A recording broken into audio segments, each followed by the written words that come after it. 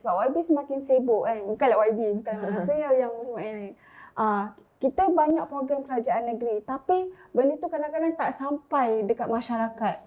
So apa cara terbaik? Sebabnya yang saya dengar ni pun still baru-baru ni lagi.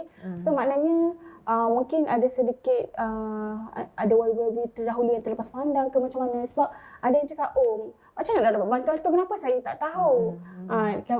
Dan kadang-kadang saya ada cakap juga, tak apa berjumpalah dengan YB berdekatan kan. Kadang-kadang YB pun susah nak nampak muka.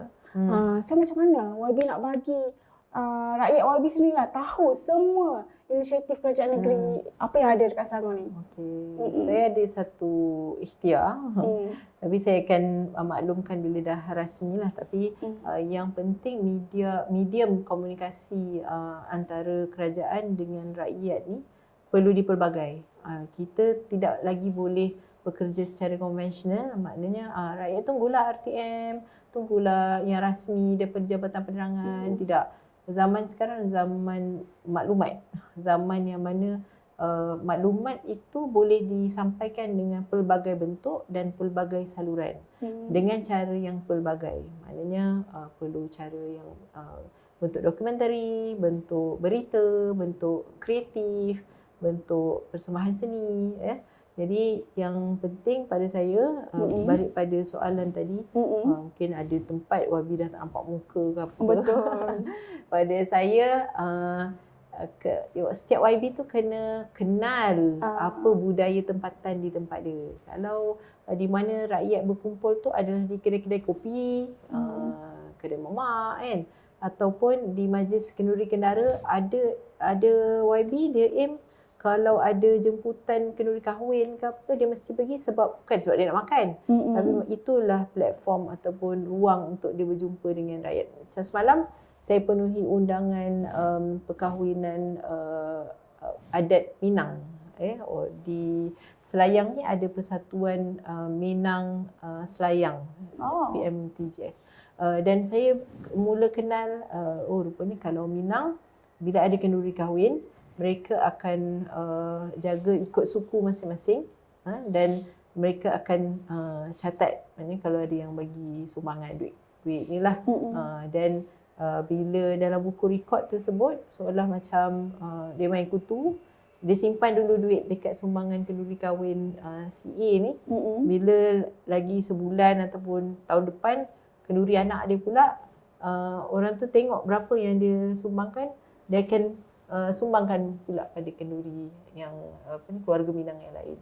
Dan sesuatu yang menarik juga yang semalam, bila saya duduk di meja hidangan VIP lah, dia letak makanan berhidang, antara saudara kepada tuan rumah ataupun mak pengantin kata, "Bobi makan ni ayam golek ni."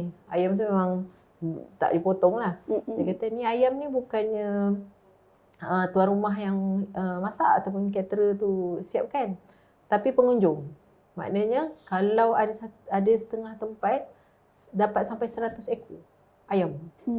Di bawah, macam bila datang budaya Minang, mereka datang, dia bawa ayam tu untuk bagi. Ada yang bagi lauk ikan, maknanya datang bukan dengan tangan kosong. Jadi meskipun mereka ni tak semua lah warga tempatan, tapi dah ada yang generasi kedua, generasi ketiga yang memang pegang IC Malaysia dan menjadi pengundi kita. Dan melalui ruang kenduri inilah yang saya boleh berjumpa, mendengar aduan-aduan. Jadi pada saya untuk menyampaikan info-info tu perlu pelbagai. Tapi yang pasti yang rasmi mesti daripada kerajaan negeri adalah di platform utamalah. Maknanya kita ada surat khabar, kita ada media sosial FB, Twitter, TikTok, kita ada juga siaran rasmi melalui TV dan sebagainya, perlu disembangkan secara meluas. Okey. Dekat Taman Templer, ada tak masih lagi masalah isu rumah setinggan sebenarnya? Rumah setinggan tak ada, tapi pemindahan setinggan ke satu perkampungan yang mana tanah adalah milik kerajaan negeri. Pemilik masih lagi belum dapat grant ataupun title penuh lah. Jadi itu melibatkan, saya ada rujuk dengan pengarah pejabat tanah dia menyebut tentang itu melibatkan kena ukur dan berapa bayaran yang untuk pendaftaran dan sebagainya untuk pemilikan grant. Setinggan saya tak ada. Dah tak ada di dalam Taman Templer lah khususnya, tapi lebih kepada perpindahan dan title, hak milik kepada strata ataupun tanah tersebut. Bagaimana pula dengan isu rumah terbengkalai? Adakah Taman Templer masih lagi ada masalah ni kedengaran? Ada satu kes saya panggil apartmen Crystal yang dibina pada tahun 2003. Sales and purchase dengan antara pihak bank dengan pembeli juga telah ditandatangani, tetapi projek itu terbengkalai dan dah mencecah 20 tahun dan apa yang saya dimaklumkan, perkara ini dah dibawa oleh mantan adun sebelum ni, Wabi Sani Hamzan, ke peringkat atas, peringkat negeri, dan perkara ini tak dapat disahkan di peringkat negeri, dibawa ke peringkat federal dan ini melibatkan satu syarikat developer, syarikat hartanah yang telah bankrupt, telah muflis. Jadi yang menjadi mangsa adalah pembeli-pembeli. Jadi saya kira saya perlu susuli perkara ini dengan pihak Kementerian Pembangunan Tempatan lah, KPT. So itu satu apartmen. Jadi YB rasa bila YB ada ni, YB banyak nak selesaikan masalah terdahulu ke macam mana? Berat tak sebenarnya? Macam sebenarnya YB just ambil alih dan tambah, orang kata tambah kreativiti YB sendiri untuk memperhatikan lagi kualiti program tu, ataupun actually YB jadi sekarang ni untuk menyelesaikan masalah lama-lama sebenarnya? Sebenarnya dalam mentadbir satu kawasan, dia ada yang bersifat orang yang tak berkaitan dengan isu lama tu tak tahu apa-apa pun dan tak menjadi satu concern ataupun kerusingan utama pada dia. Jadi yang kita perlu selesaikan, dia perlu clusterkan, disegmenkan. Mana yang kompleks yang perlu diselesaikan, benda yang tertunggak lama, saya perlu beri tumpuan untuk bantu selesaikan. Mana masyarakat yang aduan harian boleh dihalakan ke pihak berwajib, maknanya melalui ahli majlis, ke PBT kalau urusan kampung, melalui ketua kampung. Dan program pembangunan ni maksudnya pembangunan modal insan. Saya antara manifesto saya adalah untuk mengangkat TVET, vocational training, vocational ni, pendidikan yang mana saya mahu lihat jumlah anak-anak tempatan yang keciciran pelajaran, baik yang tak dapat menyambung lepas PT3, lepas tingkatan 3 ataupun selepas tingkatan 5, ataupun memang tak dapat menduduki SPM. Jadi apa isu-isunya saya perlu dapatkan maklumatlah daripada pejabat pendidikan daerah. Dan daripada situ kita perlu rangka program-program yang memang dah ada inisiatif di negeri Selangor, di kerajaan negeri. Contohnya kita ada STDC, Selangor Training Development Corporation. Dia lebih kepada training vocational. Jadi kita boleh promosikan kepada anak tempatan di Taman Templer. Dan saya dapati di Taman Templer ada perpustakaan yang dikendalikan oleh Perbadanan Perpustakaan Awam Selangor. Maksudnya dia adalah perpustakaan daerah Gombak, yang mana semalam bila saya ke sana, saya mohon ada data berapa ramai pengunjung, khususnya dari pecahan Selayang, Gombak.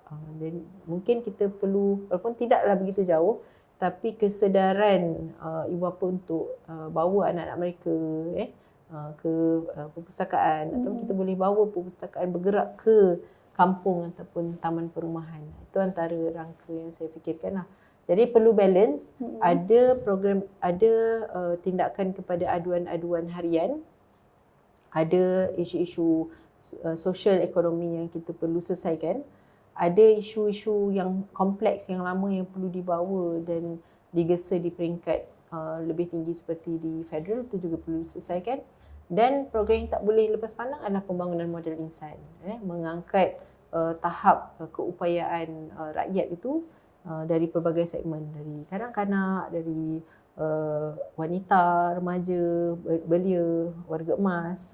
Itu semua boleh disusun dengan kemas dan melibatkan pelbagai agensi lah sebagai pemegang taruh kepada kelompok tersebut. Okey, saya nak tanya satu pendapat YB lah mengenai dengan pembinaan incinerator di Selayang. Memang baru-baru ni ada satu MP, ahli parlimen tu, dia membantah, menyokonglah bantahan daripada penduduk tu sebab penduduk tu memang bantah pembinaan incinerator tu. Tapi masalahnya kerajaan dah pun beli incinerator untuk menyelesaikan masalah. Dan dia nak buat incinerator tu dekat area Rawang dengan Selayang. Jadi bagaimana pendapat YB? Adakah YB rasa perlunya ada bantahan kan, mempersetujui mempersetujui persatuan penduduk tersebut ataupun menyokong usaha kerajaan untuk selesaikan masalah sampah di sana? Okey, dia ada dua perkara di situ. Satu, membeli incinerator. Incinerator tu bila dibina dia perlu satu tapak. Jadi yang kedua adalah tapak pemilihan meletakkan incinerator tersebut. Pada saya mungkin yang perlu dinilai sebab dalam menilai dari segi kesan ataupun impak alam sekitar, kita ada EA ataupun environmental analysis. Sudah pasti dalam pemilihan sesuatu lokasi mengambil kira semua perkara tersebut. Sekiranya penduduk ataupun pihak yang membantah perlu nilai dari secara teknikal. Kadang-kadang pada saya lah, untuk buat satu keputusan, kita tak dapat memuaskan hati semua orang. Tetapi kita perlu menilai dari segi impak buruk yang paling minimum berbanding dengan impak kebaikan yang lebih besar lagi. Jadi akhirnya satu keputusan mesti dilakukan dan sekiranya lokasi tersebut dengan analisa teknikal, dengan komen-komen berkaitan impak alam sekitar tu lebih buruk, lebih besar keburukannya, mungkin perlu dinilai semula. Jadi saya tak lihat secara terperinci asas-asas bantahan tersebut, tapi saya kira memang kalau sesuatu yang sangat baru, masyarakat secara umumnya akan ada kerisauan, sesuatu yang tak pasti. Tapi sekiranya dia ada satu model pelaksanaan tersebut dan rupanya bila dah buat, impak dia kebaikan jauh lebih besar berbanding mudarat ataupun keburukan. Jadi keputusan perlu dibuat. Sekiranya ditangguh-tangguh lagi, mungkin akan ada impak kepada urus tadbir dan sebagainya. Cik YB bersetuju lah dengan pembinaan incinerator tersebut? Saya dari sudut pengurusan sisa pepejal ataupun sampah, kerajaan harus fikirkan satu solusi. Dan incinerator ni bukan sesuatu yang baru. Di Jepun pun saya pernah lihat sendiri satu video bagaimana dia boleh kawal dengan teknologi, haba tak dibebaskan ke udara, sebab akhirnya incinerator dia menggunakan tenaga yang kuasa tinggi untuk menghancurkan sampah-sampah tersebut dan menyebabkan proses pelupusan sampah tu dapat dibuat dengan kadar yang lebih cepat daripada kadar biasa. Dalam keadaan sekarang ini, kita ada satu tempat pelupusan sampah yang memerlukan kawasan yang sangat besar dan sampai masa kita akan kekurangan tanah untuk melupuskan sampah tersebut. Jadi incinerator ni adalah salah satu model yang kerajaan Jepun juga telah melaksanakan dan dia sangat berkesan dan efisien dalam menguruskan sampah. Okey. Jadi tadi kalau kita bercerita dengan pasal alam sekitar dan penerangan kepada masyarakat untuk aduan dan sebagainya. So saya nak beralih kepada anak muda. Bagaimana YB melihat keperluan anak muda dekat Taman Templer setelah berminggu-minggu menjadi of course lah dah check apa keperluan, apa yang masalah anak muda kat situ kan. So apa yang YB nampak sekarang ni? Yang YB perlu fokus sekarang ni? Mungkin masalah pendidikan, mungkin masalah pekerjaan, tapi pekerjaan pun dah biasa dah. Saya lihat ada satu peluang yang sangat baik. Dia boleh jadi satu strategi serampang 2-3 mata di mana di Taman Templer ada Bukit Lagong, hutan simpang Bukit Lagong, kita ada hutan rimba Commonwealth, kita ada Taman Templer dan di situ juga ada kawasan hiking iaitu Rawang Bypass. Dan baru-baru ni hari Ahad minggu lepas saya dijemput merasmikan track motocross untuk sukan lasak motocross lah. Okay, YB naik tak motor tu? Okey, jadi saya lihat untuk anak muda mereka perlu aktiviti. Bagaimana kita boleh beri nilai tambah apabila aktiviti hobi, sukan dan sebagainya boleh menjana pendapatan juga. Jadi macam apa yang saya lihat di tapak yang dijadikan track motocross tersebut berada di bawah laluan Rawang Bypass dan di situ tak jauh dari situ ada kawasan untuk trek mendaki Rawang Bypass. Di situ kalau kita boleh gazetkan ataupun ini menuntut perbincangan dengan pihak MPS, dengan Majlis Peranan Selayang dan juga pejabat tanah untuk mengabsahkan tapak tu sebagai tapak yang boleh digunakan untuk kegunaan aktiviti lasak. Jadi di situ boleh ada peluang perniagaan ya. Kalau dah bersukan mesti ada orang nak beli air, nak makan ya. Dan saya lihat kita matchkan peluang pekerjaan ya, ekonomi setempat dengan aktiviti yang menggunakan kemudahan-kemudahan semula jadi ya, khazanah alam tanpa mengganggu dari segi kelestarian alam. Maknanya kita tak perlu bina bangunan yang akan menyebabkan kesan kepada alam sekitar. Jadi pada saya untuk anak muda saya mensasarkan pemerkasaan kepada aktiviti-aktiviti setempat yang menggunakan tarikan semula jadi di Taman Templer. Jadi YB approve lah sukan lasak, sukan ekstrim dekat Taman Templer. Walaupun actually banyak orang kata takutnya kesan-kesan fizikal kan. Orang banyak takut sebenarnya dengan isu-isu keselamatan. Sebab tu saya sebut tadi perlu dapat endorsement daripada Kementerian Belia dan Sukan sebab mereka yang boleh menilai dari segi keselamatan memenuhi syarat-syarat baru diiktiraf sebagai track rasmi. Kalau tak, dia tak jadi track rasmi lah. Bila jadi track rasmi, boleh dianjurkan kejohanan-kejohanan. Bila ada kejohanan, kita akan bawa masuk pemain sukan lasak daripada negeri lain, daripada tempat-tempat lain dan mengangkat peluang. Yalah, kalau dah datang, confirm orang nak makan, aktiviti ekonomi setempat tu akan semakin subur lah di situ. Jadi yang memang fokus sekarang memang nampak dekat Taman Templer adalah sukan lasak lah. Sukan lasak baru satu. Kita ada lagi kejohanan bola yang menggunakan padang-padang awam di situ.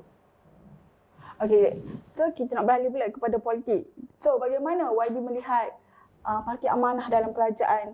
Adakah apa yang Amanah hajatkan sebelum ni tercapai dalam kerajaan sebabnya bila kita nampak sekarang ni daripada Parti Amanah sendiri dah dilantik Exco. Jadi itu satu orang kata kegembiraan, khabar gembira kerana boleh dikatakan Amanah diterima dalam kerajaan. Secara terbuka lah orang kata. Bagaimana YB melihat perkara ini? Menjadi parti komponen kepada Harapan dan Electoral Pact perpaduan itu Pakatan Harapan dan Barisan Nasional, sudah tentu kami berdiri sama tinggi dengan parti-parti lain. Bukanlah dengan hanya menjadi Exco tu diiktiraf, tetapi bermaksud apabila kami menjadi parti komponen kepada kerajaan perpaduan yang menubuhkan kerajaan Selangor, bermakna kami boleh memainkan peranan sama penting untuk mentadbir negeri Selangor ini. Jadi pada saya Parti Amanah perlu mengambil posisi yang penting untuk mengangkat bahawa gagasan Rahmatan lil Alamin itu diterjemahkan dalam polisi-polisi dan dasar yang beri impak kepada rakyat terbanyak. Contoh saya sebut tentang almarhum Datuk Seri Salahuddin Ayub, Menteri Perdagangan Dalam Negeri, yang mana ketika beliau dan di bawah kementerian membawa idea menu rahmah, payung rahmah dan sebagainya, dan itu disebut-sebut sebagai sesuatu yang sangat memberi kesan kepada rakyat yang memerlukan apabila beliau dah pergi, beliau meninggal dunia. Jadi pada saya idea sebegitu dia tak perlu dinamakan rahmah, tetapi efek dia tu kepada rakyat. Kita memayungi rakyat ini dengan inisiatif-inisiatif dengan penuh kasih sayang, dengan penuh ihsan dan merentasi kaum dan agama. Jadi pada saya bila Parti Amanah dilantik adun kami dilantik menjadi Exco, kita boleh keluarkan dasar-dasar dan polisi yang menterjemahkan gagasan Rahmatan lil Alamin kepada rakyat terbanyak khususnya di Selangor. Okey, dah tercapai ke hasrat Pakatan Harapan untuk tempatkan peranan wanita 30% dalam kerajaan?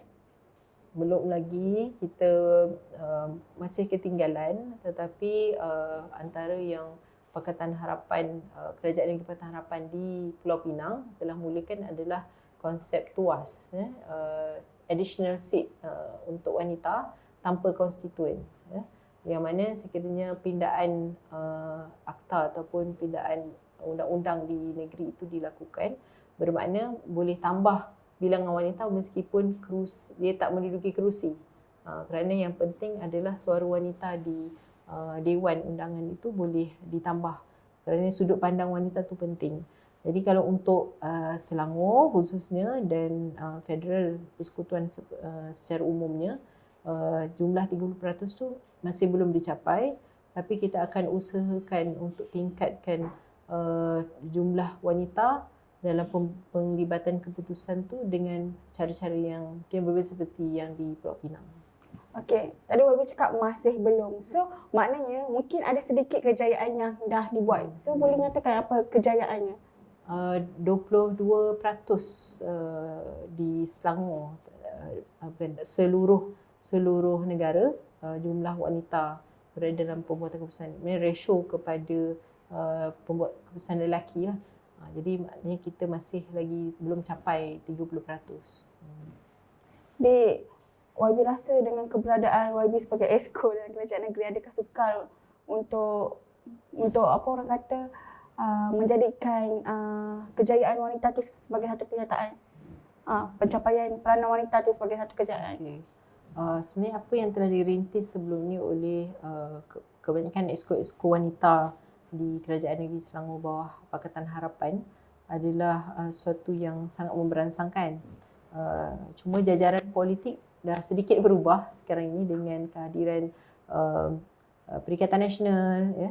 Dulu semua anggota-anggota parti dari 3 pakatan besar ni, Pakatan Harapan, Perikatan Nasional dan Barisan Nasional pernah bekerjasama dengan semua pihak. Contohnya dalam Muafakat Nasional, PAS pernah bergabung dengan Barisan Nasional. Dalam Pakatan Harapan 1.0, Bersatu pernah bergabung dengan 3 parti komponen besar. Jadi PKR, DAP dan Amanah. Jadi pengalaman masing-masing tu dengan jajaran baru, ada banyak penyesuaian yang perlu dilakukan dan saling bertukar fikiran antara pemimpin wanita itu perlu dalam rangka bagaimana memainkan peranan masing-masing di setiap parti. Maknanya adakah dengan mengubah budaya kerja aktivis-aktivis wanita di setiap parti ataupun pindaan undang-undang ataupun perlembagaan parti itu sendiri. Jadi pada saya apa yang telah dimulakan 15 tahun yang lalu melalui Pakatan Rakyat dan kemudian Pakatan Harapan dan sekarang ni Perpaduan adalah sesuatu yang perlu diteruskan dengan lebih intensif lagi. InsyaAllah kita tidak mustahil untuk mencapai kejayaan tersebut. Okey, jadi bila YB dah jadi Exco ni, siapa antara pemimpin terdahulu yang YB dapatkan nasihat untuk menjadikan YB sekarang lebih baik? Pastinya saya merujuk pada Ketua Wanita Amanah Nasional saya, iaitu YB Aiman Atirah. Beliau merupakan Timbalan Menteri Kementerian Pembangunan Wanita dan Keluarga. Kebetulan di Federal beliau menjaga kementerian tersebut. Exco Negeri saya menjaga portfolio yang lebih kurang sama, pembangunan wanita, keluarga dan kebajikan masyarakat. Selain daripada itu, saya juga merujuk kepada mantan Exco YB Dr. Siti Mariah yang juga sebelum ini adalah Adun Seri Serdang, pernah menjawat Ahli Parlimen Kota Raja. Jadi pengalaman mereka yang lebih awal dalam dunia politik ini adalah sesuatu yang sangat mahal lah. Selain daripada itu, bukan sahaja daripada pemimpin-pemimpin Parti Amanah, saya juga merujuk kepada pemimpin-pemimpin wanita Parti Keadilan, DAP, supaya pengalaman yang kaya itu dapat kita garap dan kita belajar untuk kita laksanakan. Apa pesanan YB Aiman Atirah untuk YB sendiri? Antara yang saya sangat hargai adalah mengatakan posisikan diri sebaiknya dengan lantikan politik iaitu Exco supaya boleh dimanfaatkan untuk memajukan parti dan juga Pakatan Harapan dan Perpaduan. Bermakna saya tidak melihat posisi itu ataupun autoriti itu hanya untuk diri saya, tapi perlu memanfaatkan sepenuhnya untuk kekuatan parti Amanah Negara dan mengangkat Pakatan Harapan dan juga sekarang ni Perpaduan.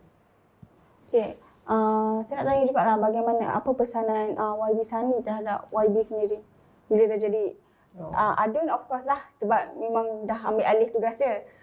Dan dah jadi Exco. Orang kata Exco tu membawa imej amanah sebenarnya. Apa pesanan YB Sunny kan? Okay, YB Sunny kalau yang kita tahu adalah orang yang sangat vokal kan dalam sidang Dewan dan Dewan Rakyat. Beliau sangat menyokong kerja buat saya, tapi beliau memberi pesanan lah supaya dalam politik ni tidak boleh naif dan kita perlu political move tu sebab beza ahli politik lelaki dan ahli politik wanita. Betul. Jadi bagaimana? Tapi dia betul tak apa beza dia? Ada dia beritahu tapi pesanan yang saya ingat dia kata dalam politik ni antara hidup dan mati. Kau tak hidup, kau tak hidup kau mati. Macam tu lah. Hidup bukanlah like literally mati. Tapi maksudnya untuk panjang nyawa lah dalam kerjaya politik ni, kita harus bijak menyusun langkah dan percaturan politik itu tanpa mengabaikan prinsip-prinsip yang penting lah yang kita perlu jaga. Okay, bagaimana pula dengan pesanan daripada ayah YB sendiri? YB Sharif Sengit. Saya masih ingat ketika saya jadi ahli majlis pun perkara yang sama beliau beri peringatan adalah berlaku adil. Jadi pada saya kalau datang apa-apa berita, saya diajukan satu soalan oleh salah seorang aktivis. Beliau berkata tahap YB menyusun ataupun handle adu domba ni bagaimana? Jadi adu domba ni maksudnya ada pihak cuba gambarkan, cuba cucuk. Dan satu lagi pihak menggunakan perkataan hakikat perkara yang sebenar. Jadi kita perlu berlaku adil sebab pemimpin bila dah tahap macam ni, saya sangat tersentuhlah dengan hadis tentang 7 golongan yang mendapat naungan Allah ketika di akhirat kan. Antaranya yang pertama adalah pemimpin yang adil. Dulu masa kita baca hadis tu, antaranya adalah pemuda yang dekat dengan masjid, pemuda yang menjauhi zina dan sebagainya. Tapi bila baca hadis tu sekarang, dulu kita flip je bahagian pemimpin yang adil. Bila kita dah berada di posisi pemimpin tu sendiri, kita kata, beratnya nak jadi adil tu. Sebab satu hadis tu Rasulullah letak nombor 1 adalah pemimpin yang adil yang dapat perlindungan di arasy oleh Allah sendiri kan. Jadi pada saya pesanan untuk berlaku adil tu adalah sesuatu yang sangat berat kerana kita takkan tahu bila kita benar-benar berlaku adil sehinggalah setiap orang tu merasakan ya betul saya dapat hak saya. Pihak satu lagi pun diadili dengan sewajarnya. Okey, baiklah, itu sahaja daripada kami. Saya Haina Rashid dan YB Anfal. Terima kasih juga dekat YB Anfal sebab perkongsian hari ini sangat bermakna ya. Untuk saya pada hari ini sangat-sangat bermaklumat. Okey, terima kasih banyak-banyak YB. Sama-sama. Okey, jadi kepada para penonton, terima kasih kerana menonton podcast Minda. Dan suka saya ingatkan jangan lupa like, share, follow, subscribe Sumber Kini untuk mendapatkan maklumat menarik dan berita yang terkini. Jadi, sekian sahaja daripada saya. Assalamualaikum dan sampai jumpa.